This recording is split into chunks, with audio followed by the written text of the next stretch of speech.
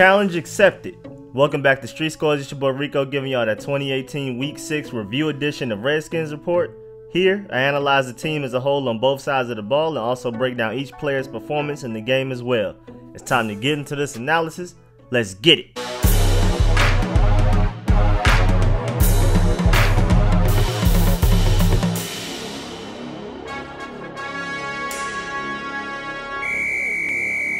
We bounced back against the Panthers to sort of make up for that huge embarrassment in New Orleans a week ago. We beat the Panthers 23-17 in Maryland in front of 60,482 people. We are now 3-2 on the season, still sitting alone atop the NFC East, and we are now 8-6 against the Panthers all time. But y'all already know I'm about to hit y'all with these stats the entire episode, same thing every time. But now it's time for the good, the bad, and the ugly. Starting with the offense, who converted 7 of his 16 third downs. That's good. And to hit y'all with some more random stats, after week 6, our offense is now second in the NFL in average time of possession with 32 minutes, 32 seconds per game. Tied for second in the NFL in interceptions thrown with only 2 total. Shouts out to Alex Smith on that one. And speaking to Alex Smith completed 21 of his 36 passes for a season-low 163 yards, 2 touchdowns, and 0 interceptions for an 88.1 passer rating. This is one of those games where people criticize him for throwing them short passes all day, and I usually defend him, but this game was his least yards thrown in 29 games. He played in all of the offense's 70 snaps. On the ground, he gained 14 yards on his 5 non-kneel down rushes and gained 2 first downs, both on QB sneaks. But back to throwing wise, he had a season low 4.53 yards per attempt average, which is the worst for him since 2013, not just this season. He also had a season low 58.3 completion rate. Dark day. Under pressure, Alex Smith only completed 4 of his 15 passes for a 39.6 passer rating, which is where the majority of his incompletions came from. He also had that one drive where the Redskins drive started within the Panthers 40-yard line after an ugly punt by the Panthers and a good Greg Stroman return.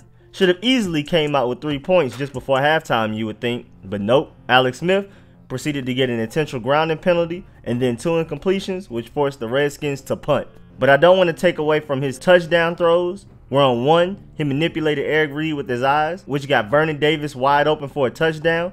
In the other, where he did a good job of moving around in the pocket, buying time, and finding an open Paul Richardson in the back of the end zone.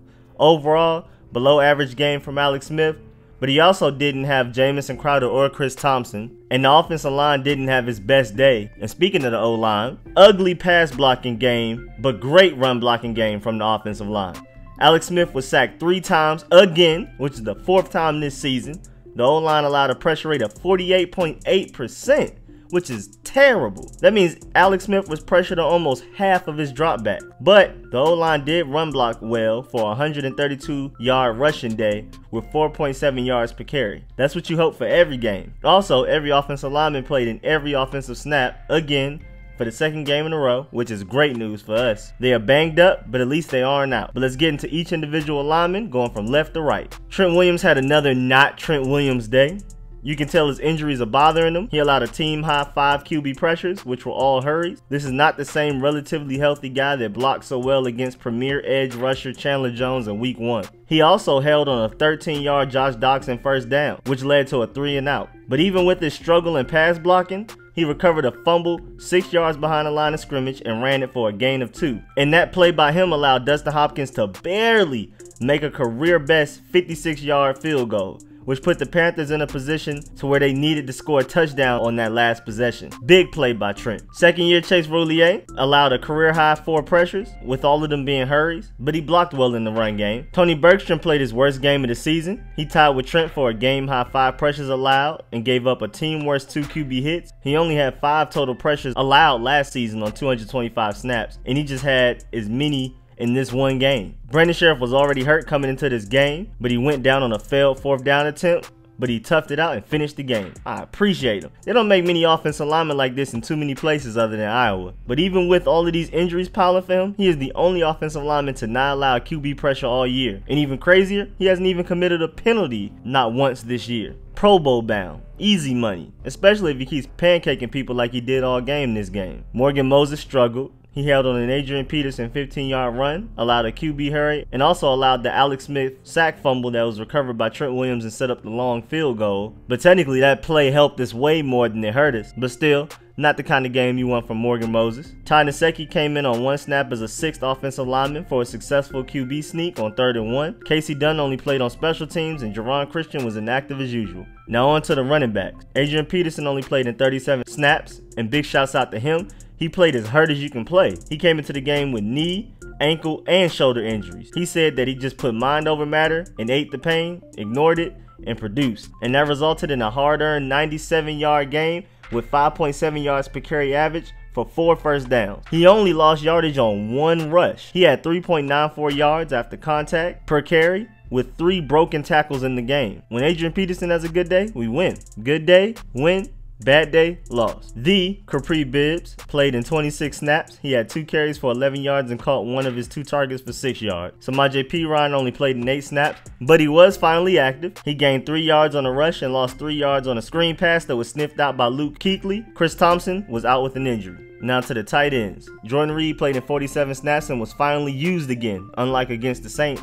He had a team-high 9 targets with a team-high 5 receptions for 38 yards and 2 first downs. And even though he didn't have a great game receiving, he was a huge distraction for the opposing defense, which allowed Vernon Davis and the receivers to have better days. 34 years old, Vernon Davis played in 36 snaps. He caught all 3 of his targets for 48 receiving yards, 2 first downs, and a touchdown. His 22-yard touchdown and 21-yard first down on 3rd and 1 were both of the Redskins' longest plays of the day. He also blocked well. Great game from him. Second-year Jeremy Sprinkle played in 21 snaps. His snap counts directly correlate to how much the Redskins run the ball, which increases once they jump out the leads, like the 17-0-1 they had this game at one point. He blocked well, but his biggest impact was when he recovered the Panthers' fumble on the punt forced by Sean Dion Hamilton, which led to the Vernon Davis touchdown the very next play. The wide receivers had another down day overall, the typical storyline of this 2018 season. Josh Doctson played in 59 snaps and caught 3 of his 6 targets for 20 yards. He also had a 13-yard first down catch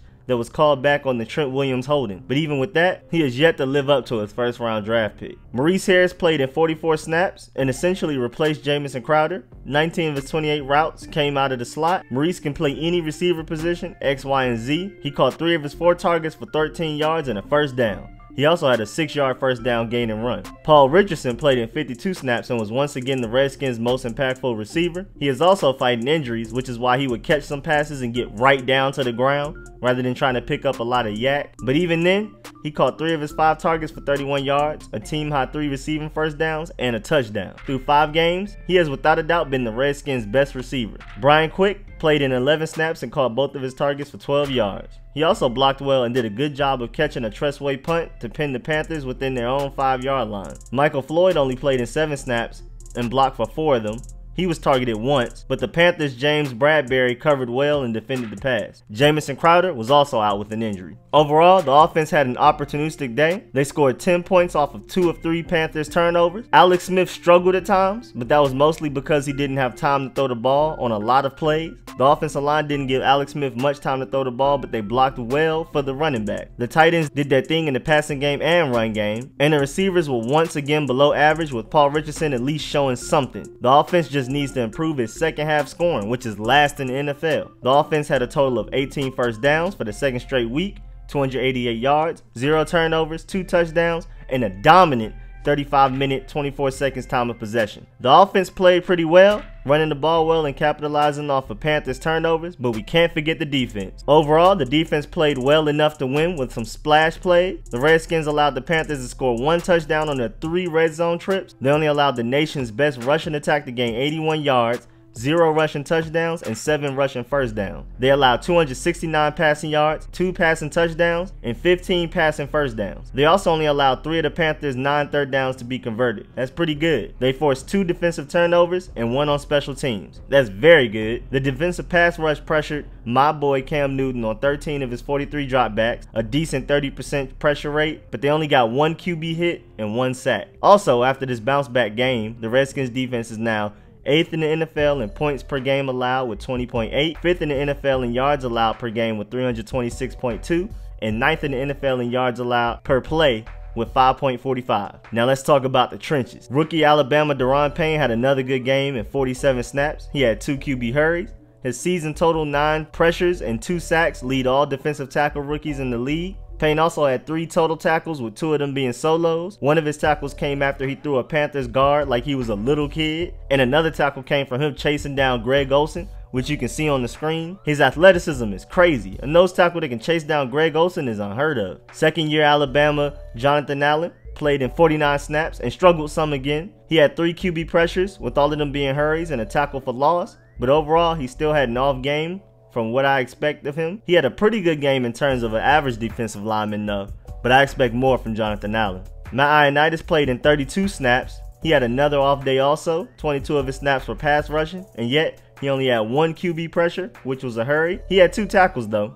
Ziggy Hood only played in special teams, and he was released a couple of days after the game, which will pave the way for Tim Settle, who only played in special teams, Caleb Brantley, who was always inactive, and Stacy McGee, who just came off the PUP list. The Redskins have time to see if they want to keep McGee. I personally want Caleb Brantley and Tim Settle over McGee, not these outside linebackers. Ryan Kerrigan played in 48 snaps and went back to his 2018 usual self of getting a lot of pressures, but no sacks or even QB hits. He led the team with 5 QB pressures, but didn't get a sack or a QB hit. Of the 75 edge rushers who have pass rushed for at least 100 times, he is 10th in pressures this season, even with the bye week, but he is 47th in sacks with 1 and tied for last in QB hits with 0. He's getting the pressures, but he's not getting home, which is something he had a knack of doing last year, so this is weird. He's been sent to rush from the interior of the defensive line quite a bit this year, and maybe that's why he has struggled.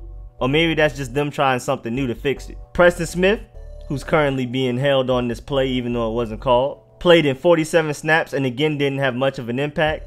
He had 4 QB hurries, but only 1 tackle. He also committed his first penalty of the year on an ugly 3rd down neutral zone infraction, but at least the Panthers still failed to convert on the following play. Pernell McPhee on the right played in 12 snaps, but only got 1 QB pressure. He didn't have any tackles.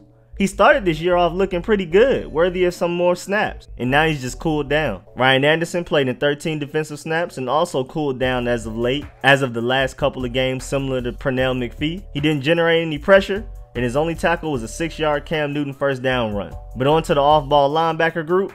They had a pretty good day overall again, but unlike the other games this year, Mason Foster was the one who struggled and Zach Brown is the one who shined. Mason Foster played in 60 snaps and failed to lead the team in total tackles. He tied for 2nd place with 6 tackles, with 4 of them being solo.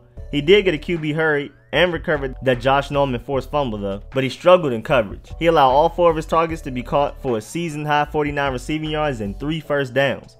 Pro Football Focus gave him the worst grade of the entire Redskins team on Sunday with a 46.1. Somebody help that man. Zach Brown played in 46 snaps and had probably his best day of the season. In 30 coverage snaps, he only allowed 2 receptions for 10 yards. He was 2nd on the team in total tackles with 6 and solo tackles with 5, including one where he chased down Cam Newton in the backfield on a read option play that's on the screen right now. But Zach did have his first missed tackle of the year. Missed tackles are rare for him, but he was bound to eventually miss one, and he finally did after 5 games. Pro Football Focus gave him the highest grade of any Redskins play on Sunday with an 80.1, and he's also rated 4th highest by Pro Football Focus out of all inside linebackers so far this season. Josh Harvey-Clemens played in 14 snaps and in 11 coverage snaps, allowed 3 receptions to be caught for 8 yards and no first down. He also had 4 tackles with 3 of them being solos, which is a huge improvement for him. To put it in better perspective, he had 4 tackles in 14 snaps, while Mason Foster had 6 tackles in 60 snaps. Zach Vigil only played on special teams, and the high potential Sean Deion Hamilton also only played on special teams, but he made sure we felt his impact. He had a big forced fumble on 1 punt, which led to the Redskins' first 7 points, and the Redskins never lost the lead after that. Now the cornerbacks.